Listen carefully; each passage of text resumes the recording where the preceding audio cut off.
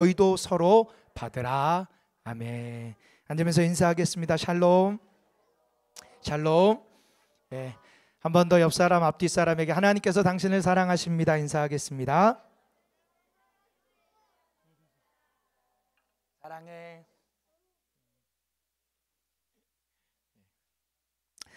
한 주간 어떻게 평안히 잘 지내셨습니까?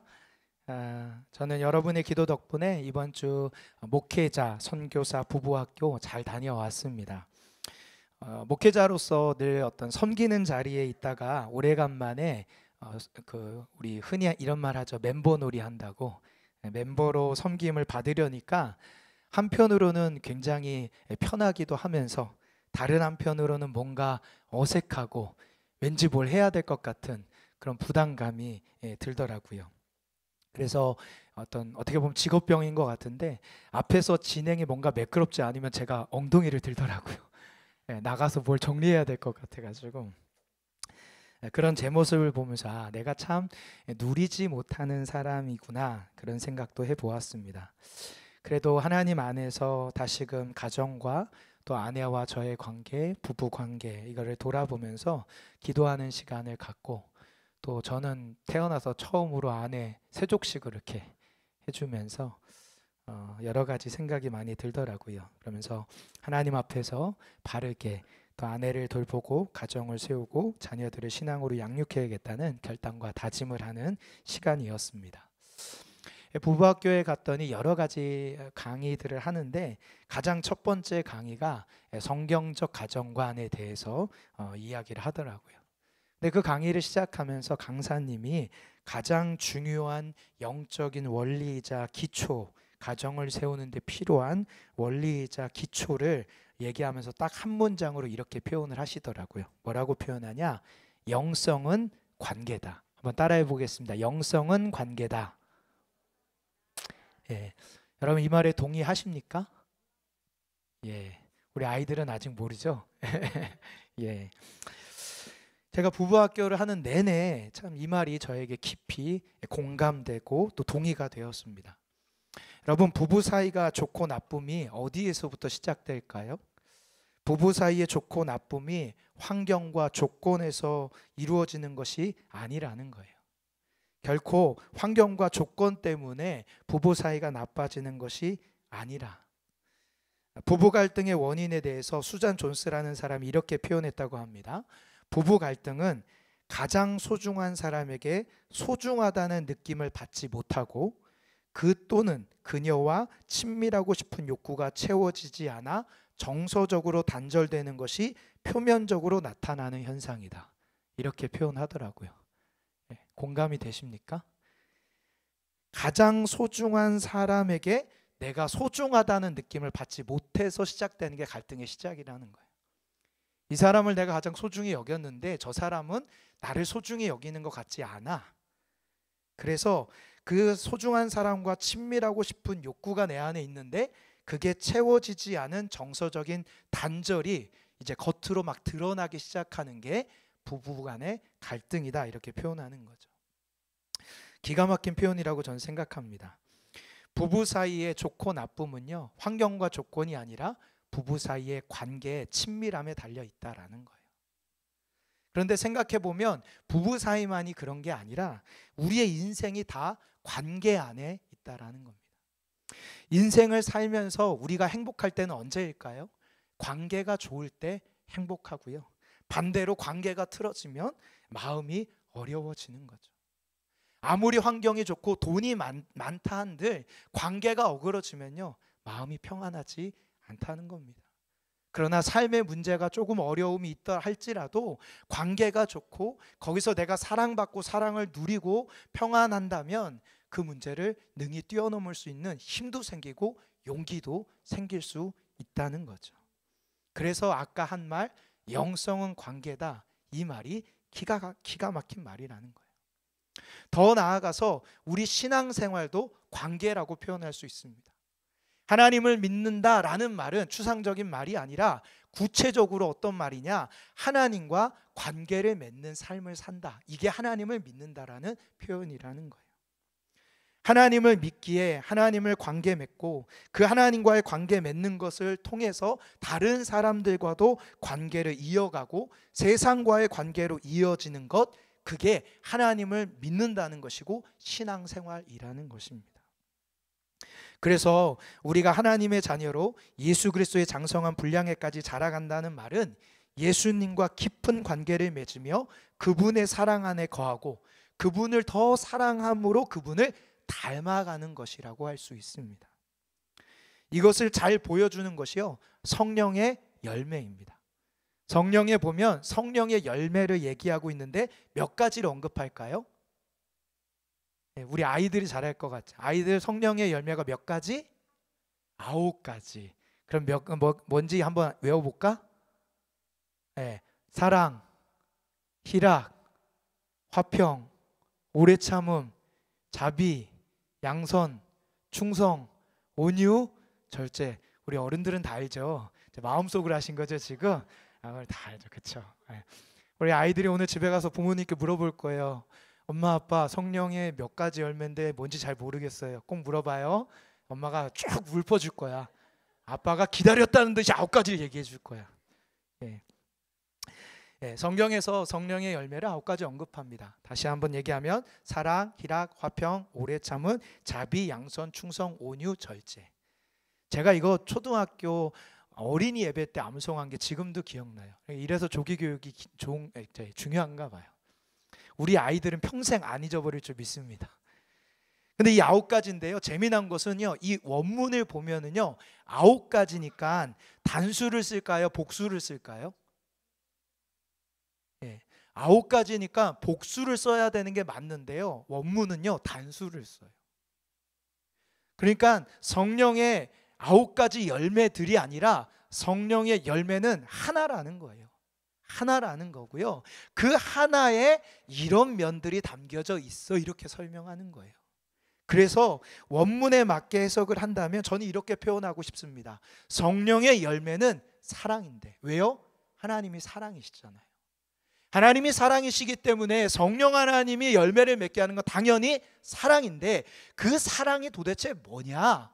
추상적인 게 아니라 그 사랑은 뭐냐? 그 다음에 나오는 그 사람을 사랑함으로 오는 기쁨이 있고, 사랑하는 상대방으로는 기쁨이 있고, 그리고 그 사람을 사랑함으로 말미암아 내 마음에 평안이 임하고, 오래 참고 자비를 베풀고 선을 행하고 충성하고 온유하며 절제하게 되는 것, 그게 사랑이고 그게 성령의 열매야, 이렇게 얘기하는 겁니다. 그런데 여러분, 이렇게 생각해 보면요, 이 사랑의 구체적인 특성을 얘기하는 것이 어디서 나타나고 발휘되는지 아시겠습니까? 이 사랑의 모습들이 어디에서 실현될까요?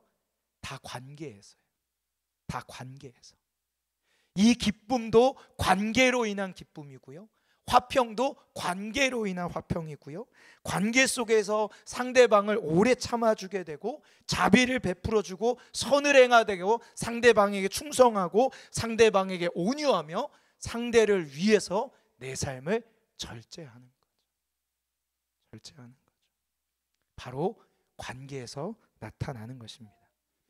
그래서 하나님께서는 예수 그리스도를 머리로 둔 공동체인 교회를 주셔서 그 교회 공동체 안에서 하나님과 또 이웃과 관계를 맺음으로 우리가 그리스도에게 붙어 있어서 그분에게까지 자라가게 하시는 거예요. 그리고 이를 반대로 얘기하면 교회 공동체를 떠나서는 결코 그리스도에게까지 자라갈 수 없다는 겁니다.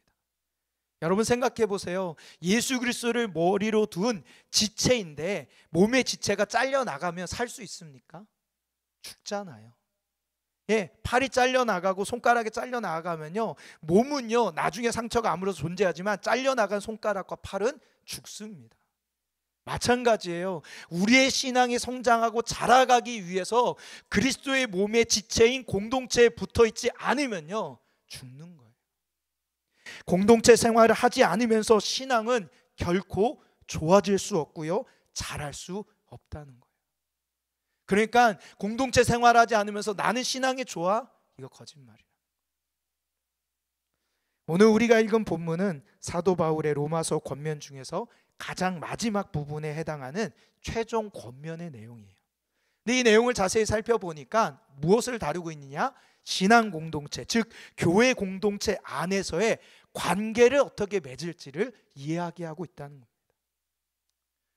이러한 사실은요, 바울이 얼마나 교회 공동체를 소중하게 생각했는지, 더 나아가서 우리 그리스도인들에게 교회 공동체가 얼마나 소중한지를 알려주는 아주 중요한 대목이라고 할 수 있습니다. 제가 여러 번 여러분들에게 얘기했는데 폴 투르네가 강조하는 이야기 중에 이런 말이 있습니다. 이 세상에서 혼자 할 수 없는 것이 두 가지가 있다. 제가 굉장히 여러 번 얘기했는데 기억나세요? 네, 굉장히 여러 번 얘기했는데 늘 새로우시죠? 두 가지가 있다. 이 세상의 사람들이 혼자 할 수 없는 두 가지. 첫 번째는 결혼이고 두 번째는 그리스도인이 되는 것이다. 그리스도인이 된다라는 것은요, 공동체와 함께 한다는 거기 때문에 혼자서 불가능하다는 겁니다. 따라서 복음으로 산다는 것은요, 우리가 믿음으로 산다는 것은 교회 공동체와 함께하는 것을 뜻하고요, 함께하는 형제자매들에게 내 마음을 열고 그들과 생사고락을 같이 한다는 말이기도 합니다. 사랑하는 성도 여러분, 어떤 상황에서도 교회 공동체와 함께 하시는 여러분이 되길 축복합니다. 특별히 이제 오늘부터 본격적으로 우리 패밀리 모임이 개강을 해서 시작을 합니다. 이따가도 얘기하겠지만 감사하게 우리 라온 패밀리는 2개로 분가를 해서 시작하고요, 또 없던 우리 형제 패밀리도 하나 만들어서 새롭게 시작해서 무려 우리 공동체가 5개의 패밀리가 됩니다. 놀라운 일이죠. 여러분, 그 패밀리 모임에 여러분의 삶에 우선순위를 두고 살아가시길 주님의 이름으로 축복합니다. 그럴 때 여러분이 하나님 앞에서 보석과 같은 존재로 변화될 것이고 그리스도를 닮아 장성한 분량에 이르는 은혜를 누리게 될 줄 믿습니다. 그렇다면 공동체와 함께 한다는 것이 어떤 의미일까? 오늘 본문 우리 1절을 같이 한번 읽겠습니다. 1절입니다. 시작.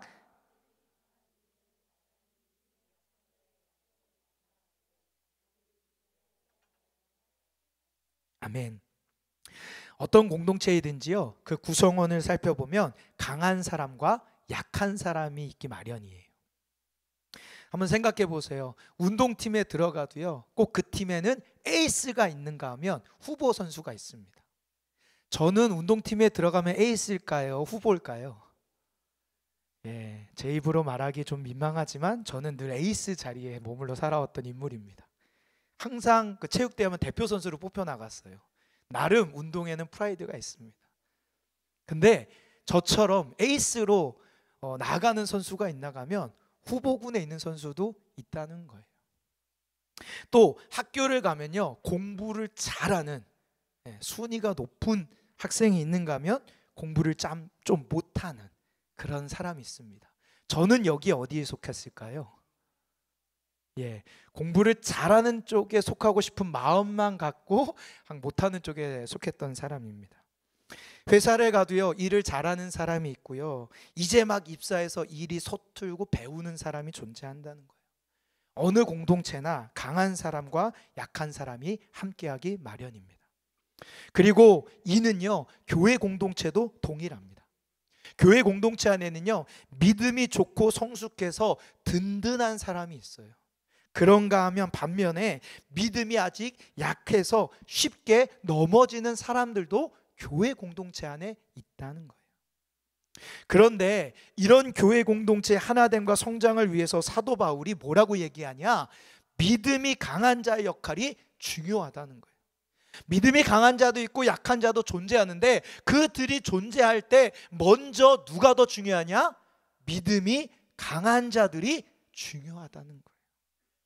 그 강한 자들이 믿음이 약한 자의 약점을 담당하고 그들을 기쁘게 하되 선을 이루고 덕을 세워야지 공동체가 건강하게 자라갈 수 있다, 이렇게 얘기하는 거예요.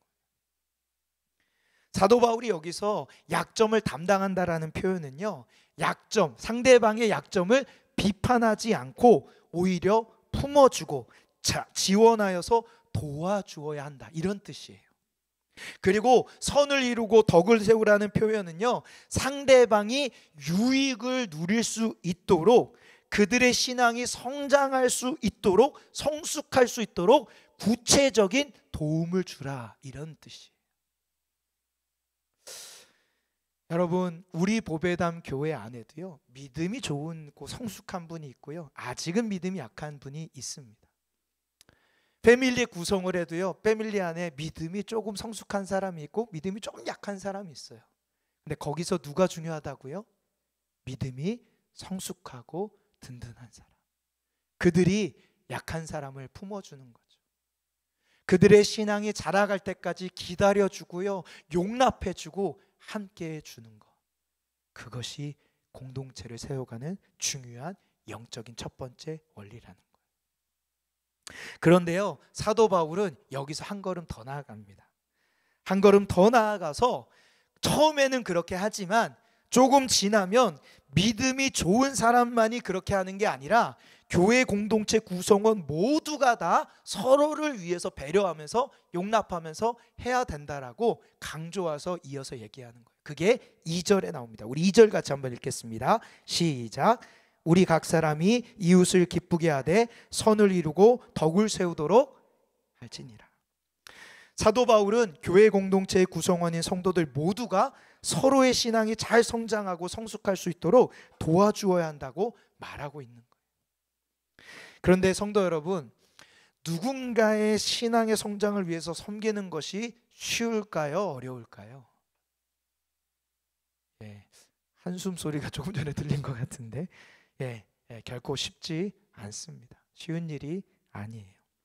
그래서요, 사도 바울이 이게 어려운 걸 알아서 우리에게 한 가지 메시지를 줍니다. 이 어려운 일을 감당할 만한 방법을 얘기해 주는데 그게 3절이에요. 3절 같이 읽겠습니다. 시작. 그리스도께서도 자기를 기쁘게 하지 아니하셨나니 기록된 바 주를 비방하는 자들의 비방이 내게 미쳤나이다 함과. 그래서 사도 바울이 알려주는 팁이 뭐예요? 이 힘들 때마다 누구를 기억해라? 예수님을 기억해라. 예수님께서 우리에게 본을 보이셨던 것을 기억하면서 그 일을 감당하라는 거예요. 우리 예수님은요, 연약한 우리들의 구원을 위해서 친히 하늘의 영광을 버리고 이 땅에 오셨습니다. 사람들의 비방을 받는 것을요 두려워하지 않으셨어요. 그래서 죄인의 집에 갈 때 죄인이라고 손가락질 당하고, 심지어는 주일날 사람을 고침으로 자기를 죽일 계획이 일어나는 걸 알매도 불구하고 우리 주님은 주저한 적이 없으셨어요. 끊임없이 죄인들을 찾아가 그들의 연약함을 감당하셨고 그들의 연약함과 함께 하려고 하셨고, 더 나아가 자기를 공격하려는 사람들에게까지도 찾아가서 끊임없이 하나님의 사랑을 나누셨습니다. 더 나아가서 자기 부인과 포기의 결정체인 십자가에 그분은 달리사 세상 모든 연약한 자들, 특별히 저와 여러분의 약함을 감당하사 구원에 이르도록 인도하셨다는 거예요. 따라서 하나님의 구원을 먼저 경험한 성도들이 연약한 자들과 하나가 되어 그들의 연약함과 고난을 함께 짊어지고 가는 것은 마땅한 것이라고 믿습니다. 조금 오래된 이야기이긴 하지만 1995년 10월 17일 매사추세츠 메모리얼 병원에서 쌍둥이 아이가 태어났습니다. 이름은 카이리 잭슨, 브리엘 잭슨이라는 이 쌍둥이 자매가예요. 그런데 문제는요, 이 두 쌍둥이가 원래 태어나야 될 예정일보다 무려 3달이나 빨리 태어난 겁니다. 한번 사진을 띄워봐 주시겠어요? 저 두 아이예요. 여러분이 보실 때, 화면을 볼 때 우측 아이가 카이리 잭슨이고요, 좌측 아기가 브리엘 잭슨이에요. 근데 이들이 일찍 태어나다 보니까 어떤 문제가 생겼냐면 몸무게가 1kg밖에 안 되는 조사나였어요. 그리고 쌍둥이 중 한 명, 저 좌측에 보이는 저 브리엘 잭슨이라는 아이가 심장에 큰 결함을 안고 태어난 거예요. 의사들이 이 아이를 보고 하나같이 얘기합니다. 아이가 심장이 안 좋은데 할 수 있는 게 아무것도 없어서 아마도 얼마 살지 못하고 곧 죽게 될 거라고. 아이들은요 각각 인큐베이터 안에 보내져서 양육을 받는데, 감사하게도 이 카이리는 잘 회복이 되고 자라가는 반면 이 브리엘이 그렇지 못한 거예요. 아무리 애를 써도 점점 나빠져서 죽기 직전의 상태까지 갑니다. 그런데요, 이들을 지켜보던 오래된 이 간호사 중에 한 명이 이들을 보다가 뭔가 이렇게 느낌이 아이가 뭔가 자기한테 말을 하는 것 같다라는 거예요. 뭔가 말하고 싶어 하는 것 같다는 거예요. 그래서 이상하다라고 아이를 막 이렇게 보다가 문득 한 가지 생각이 떠오른 게 뭐냐면, 아이들이 엄마의 그 자궁 안에 있을 때는 둘이 같이 붙어 있었잖아요. 그러니까 이 아이들을 각각 따로 두지 말고 그때처럼 한 곳에 붙여놓으면 어떻겠냐, 이 제안을 하는 거예요. 근데 사실 이거는 병원 방침에 허용이 되는 그런 방법이 아니었어요. 그래서 처음에 의사들이 거절했지만 계속 상태가 나빠지다 보니까 어쩔 수 없이 혹시 괜찮겠냐고 엄마에게 동의를 얻고 나서 이 두 아이를 엄마 자궁에서처럼 한 인큐베이터 아이로 모았어요. 근데 모여놨더니 놀라운 일이 벌어지는데, 이 건강한 아기 카이리가 자기 스스로 팔을 이렇게 돌려서 아픈 자신의 쌍둥이인 브리에를 이렇게 감싸 안는 거예요. 저렇게 해준 게 아니에요. 아기 스스로가 본능적으로 저렇게 한 거죠. 그리고 나서 그때부터 기적이 일어나기 시작하는데, 이 아기의 손길이 닿을 때부터 아무런 이유, 어떤 조치도 하지 않았는데 이 아픈 아기 브리엘의 심장이 조금씩 안정된 수치로 올라가는 거예요. 혈압이 정상이 되고 체온도 돌아오고, 심지어는 마침내 아팠던 이 브리엘의 심장과 혈압과 체온이 모두 정상이었던 카이리와 동일한 수치로 딱 올라가는 거죠. 그리고 이후 이 두 아이가 완전히 정상으로 무럭무럭 자랐다는 거예요. 자란 사진 한번 보여주겠어요? 네, 이렇게 된 거죠. 최근에는 저기보다 좀 더 나이를 먹어가지고 더 어른스럽더라고요. 제가 최근 사진을 아무리 찾아도 안 올리더라고요. 제가 이 이야기를 보면서 감동도 되지만 문득 나도 누군가로부터 저런 돌봄을 받았다는 생각이 들었어요. 사랑하는 성도 여러분, 여러분은 어떠세요? 혹시 여러분 중에 이렇게 말하실 분 계세요? 나는 혼자서 신앙 자랐어. 나는 혼자서 나의 신앙을 성장시켜서 여기까지 왔어. 이렇게 얘기하실 분이 계십니까? 저는 그런 분은 한 분도 없다고 생각해요. 분명 누군가의 헌신이 있었기 때문에 지금 여러분이 신앙이 있는 거예요. 그렇다면 이제는 우리도 누군가에게 그런 사람이 되어 주어야 한다는 거예요. 우리 보배담교회 공동체 성도 여러분들은 서로가 서로에게 이런 하나님의 사랑을 흘려보는 존재가 되길 주님의 이름으로 축복합니다. 오늘 본문 7절 같이 함께 읽겠습니다. 7절입니다. 시작. 그러므로 그리스도께서 우리를 받아 하나님께 영광을 돌리신과 같이 너희도 서로 받으라.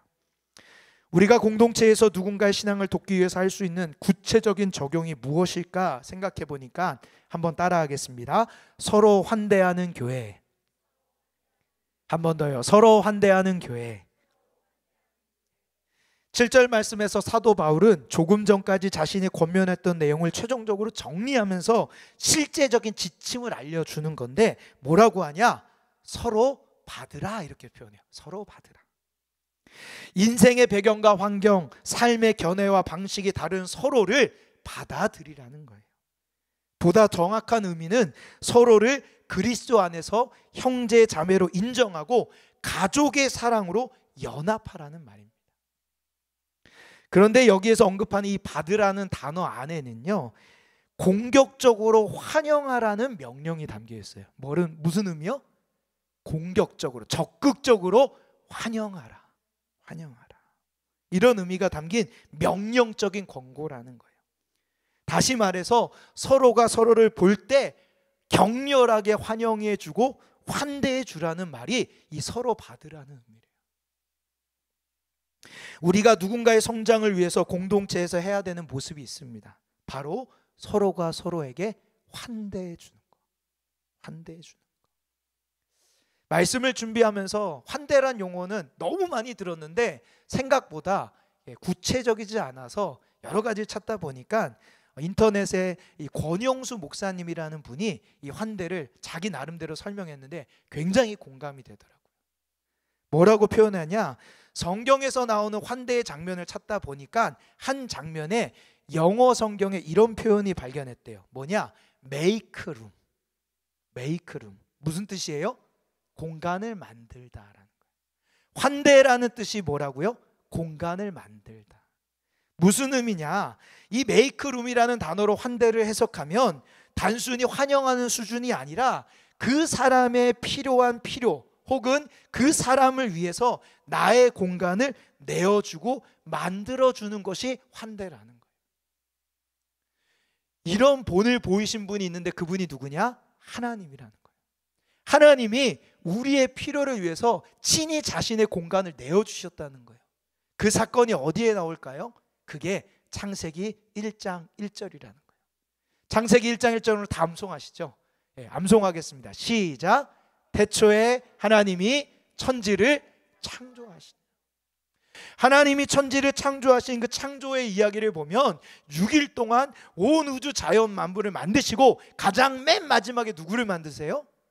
하나님의 형상과 모양대로 지음받은 우리 사람을 만드셨어요.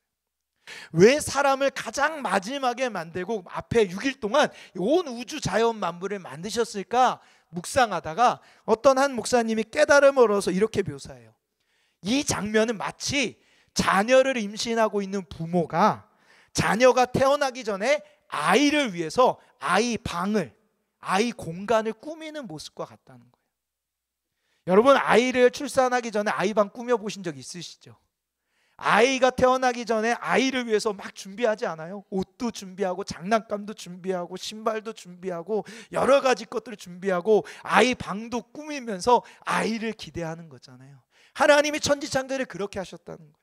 정말로 사랑하는 나를 닮은 자녀인 사람을 낳기 전에 그 아이가 머물 공간을 이 아이를 배려함으로 말미암아 다 조성한 거죠. 그리고 마지막에 그 문을 쫙 열면서 짠 너를 위해서 이 방을 내가 만들어서 보여주면서 아담에게 에덴 동산을 보여주시는 거예요. 이게 환대라는 거예요. 이게 환대라는 거예요. 하나님이요, 우리를 환대하시는 분. 여러분, 우리의 삶의 필요 하나님이 아세요. 지금 당장 주어지지 않는 것처럼 보이지만 하나님은 그 필요를 채우길 기뻐하시고 그 필요를 채우려고 준비해 놓으시고 하나님의 때에 기가 막히게 짠하면서 우리에게 보여주시는, 우리를 환영하고 환대하시는 분이라는 거죠. 우리 공동체가 누군가에게 공간을 내어주는 환대를 행하는 공동체가 되길 축복합니다. 지난 금요일 저녁 우리 보배담교회 첫 번째 패밀리 분가식을 가졌습니다. 약 1년여가량 우리 라온 패밀리가 함께 왔다가 이제는 감사하게도 가족이 늘어서 2개의 패밀리로 분가하게 되었어요. 그래서 이를 기념하고 축복하기 위해 금요일 저녁에 함께 모여서 여기 교회 공간에서 분가식을 가졌는데요. 그 분가식을 가지면서 예배하는데 제 안에 눈 감고 찬양하는데 1년여 시간이 쫙 지나가는 거예요. 보배담교회 1년의 시간이. 그리고 우리 라온 패밀리 구성원들 한 사람 한 사람의 1년의 이야기가 제 눈에 확 이렇게 지나가는 거예요.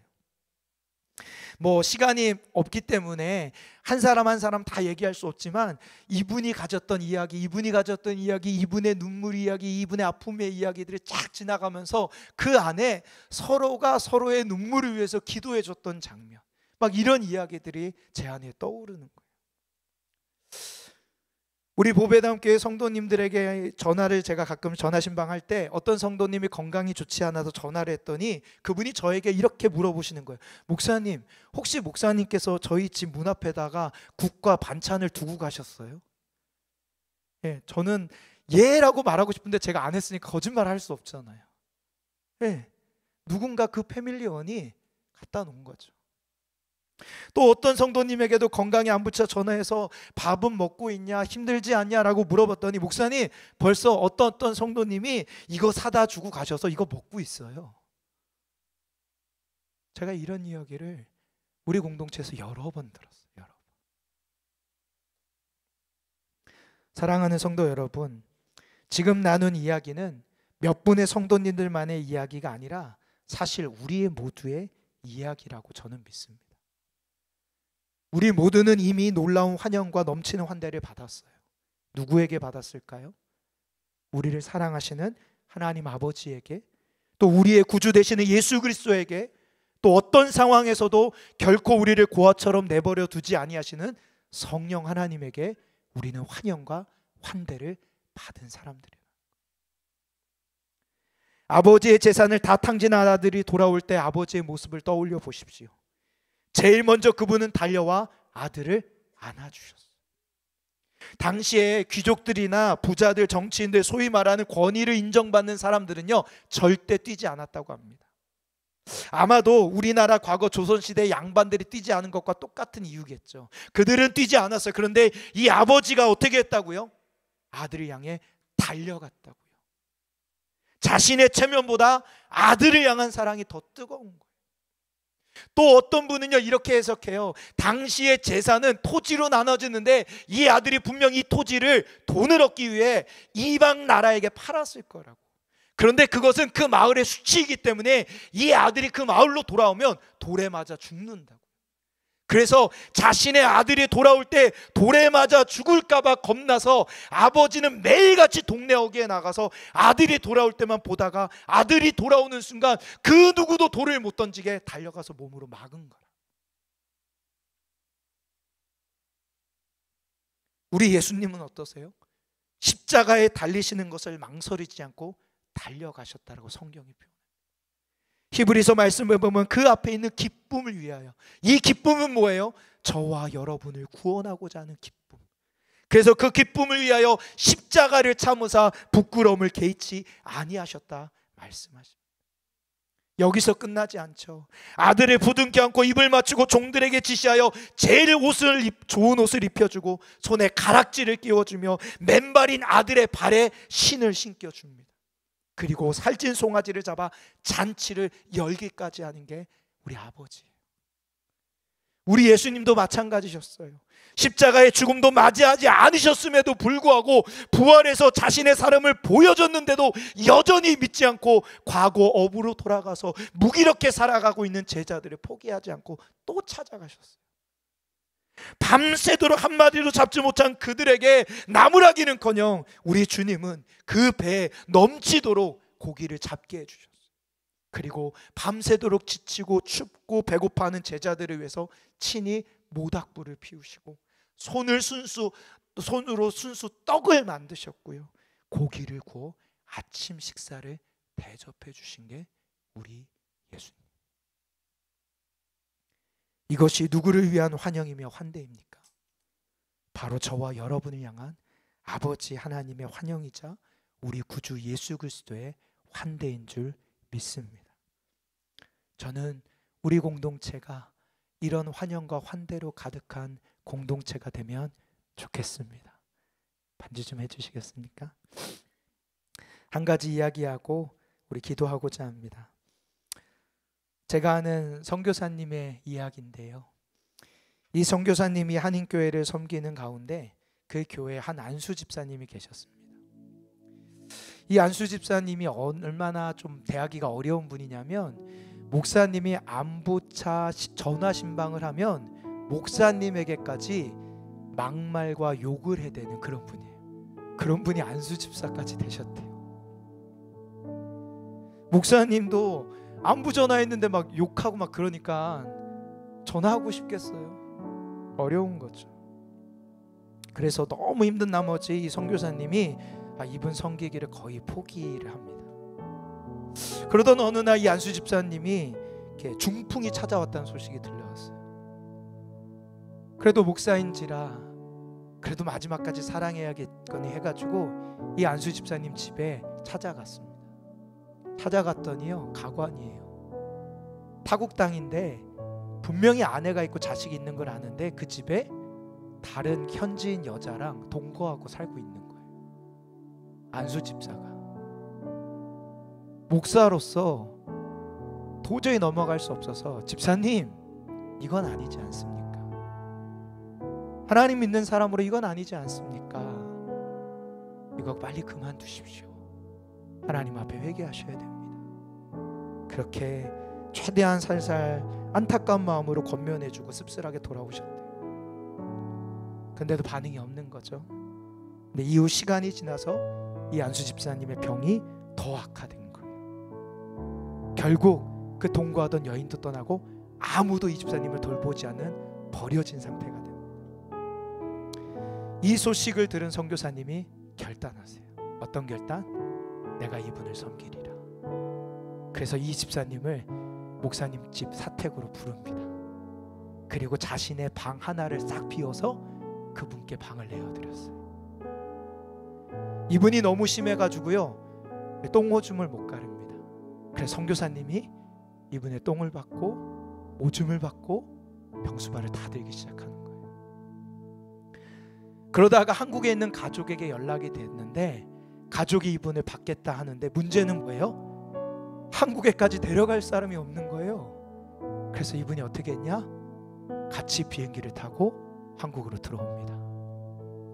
한국으로 들어왔는데 문제가요, 코로나 시기였다 보니까 코로나 때문에 들어오자마자 격리로 일주일 동안 외진 곳에 살다가 가족을 만나야 된대요.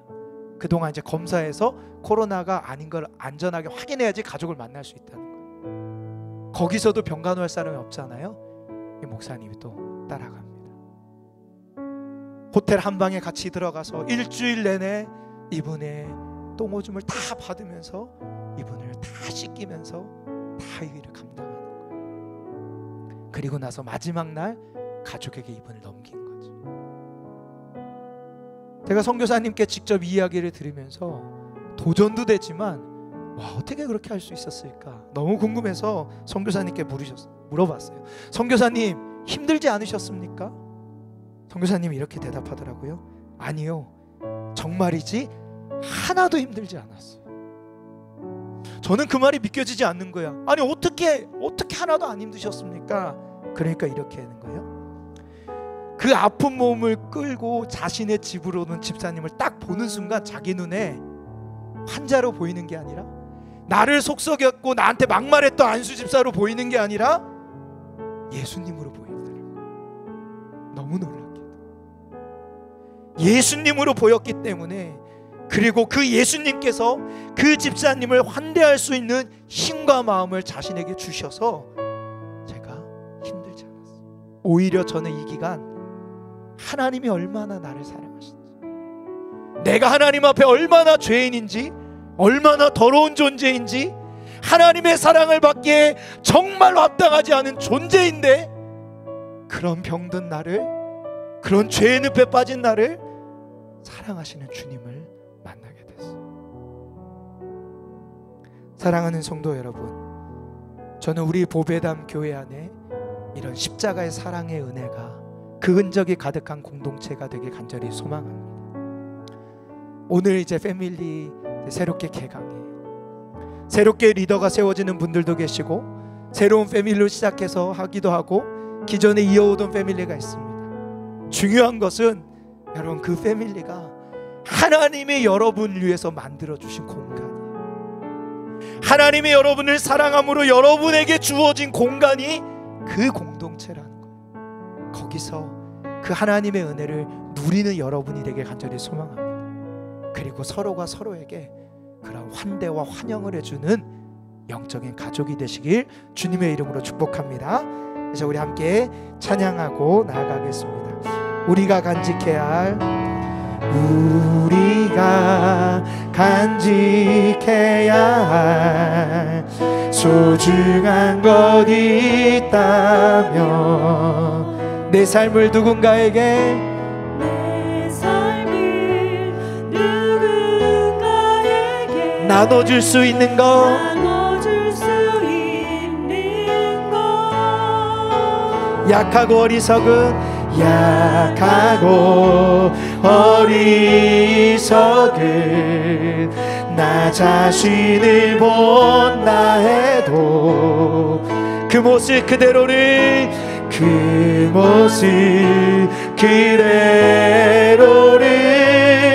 사랑할 수 있으며, 비교하기보다는 나 자신을 갖고 가고 우리를 사랑하신 그분을 믿으며 외로운 사람들,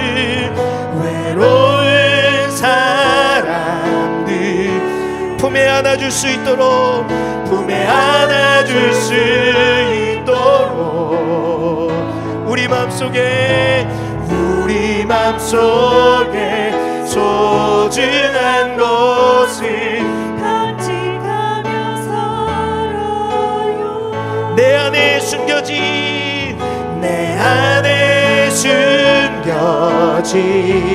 큰 비밀을 발견하고 그 소중한 꿈 안에 내 삶을 이루며 삶에 지친 사람들 찾아와 쉬어가도록 우리 맘속에 누군가의 자리,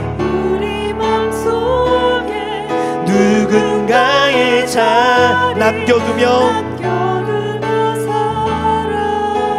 사랑하며 살아요.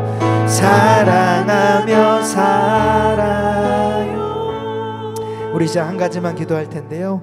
여러분, 오늘 옆 사람 좀 손 한번 붙잡고 기도하면 좋겠습니다.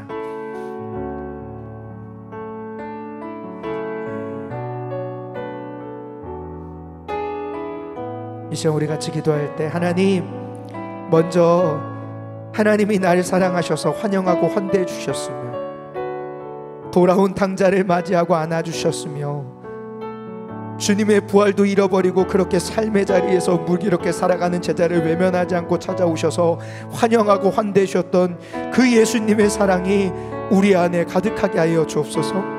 그래서 우리 오늘부터 개강하는 우리 보배담 교회 패밀리 개강 모임 가운데 주님이 함께 하셔서 서로가 서로에게 환영하고 환대해 주는 그런 서로를 받는 아름다운 공동체 패밀리가 되게 하여 주옵소서. 우리 주여 한번 부르짖고 기도하겠습니다. 주여, 하나님 아버지, 하나님 우리 영적인 가족 공동체 우리 패밀리를 올려드립니다.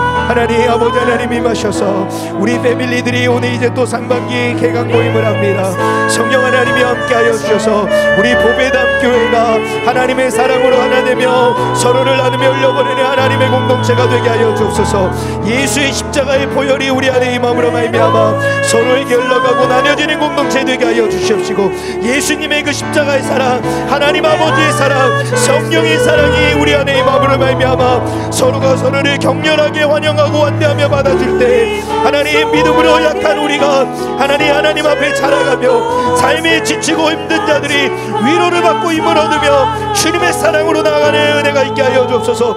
하나님 우리 보배담 교회가 하나님 각 5개의 패밀리가 하나님의 나라로 자라가게 하여 주옵시고, 하나님의 사랑으로 세워지게 하여 주시옵시며, 하나님 복음의 능력으로 세워져서 그 복음의 능력으로 서로를 위로하고 격려하며 취하며 새롭게 되어지는 놀라운 역사가 일어나는 그 은혜의 자리가 될 수 있도록 주여 붙잡아 주시옵소서. 하나님, 우리 보배담 교회 공동체 안에 영적인 가족 공동체를 허락하여 주심에 감사합니다. 오늘은 이 2025년 상반기 패밀리 모임 개강하는 날입니다. 감사하게도 1년여가 지난 이때 우리 라운 패밀리는 2개로 분리하여서 이제는 형제 패밀리까지 5개의 영적인 가족 공동체가 모임을 합니다.